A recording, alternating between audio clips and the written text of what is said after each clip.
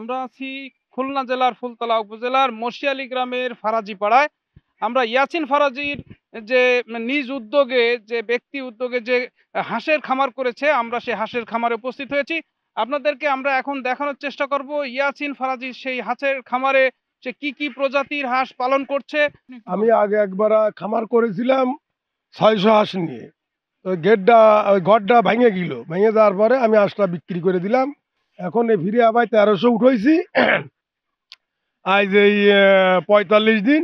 এখন এটার আর 10-12 দিন এখানে রেখে বিলি নিয়ে যাব, এইটাই আমার আশা। এখন বিলির তো গেট তো সব তলায় গেছে, আগে একবার গেছে, এবারও গেছে। বিলি পানি কোনো নিষ্কাশন নেই, ব্যবস্থা নেই, এর জন্য ঘের করা আপাতত অফ করে দিয়েছি। তার জন্য হাঁস উঠেছি। এটা ডিমের জন্য তুলেছি, মাংসের জন্য না, ডিমের জন্য।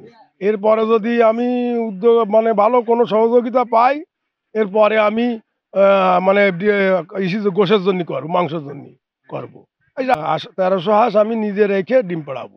এ হলো খাঁটি ক্যাম্বেল, শুধু খালি খাঁটি ক্যাম্বেল। আর একটা জাত আছে ইন্ডিয়ান, এটা আমি নিয়ে আসবো। এখন এই বছর না, মাস 6 পরে আরো নিয়ে আসবো, এটা আমার আশা আছে। 1 লাগার 18 মাস পর্যন্ত ডিম পাওয়া যায়।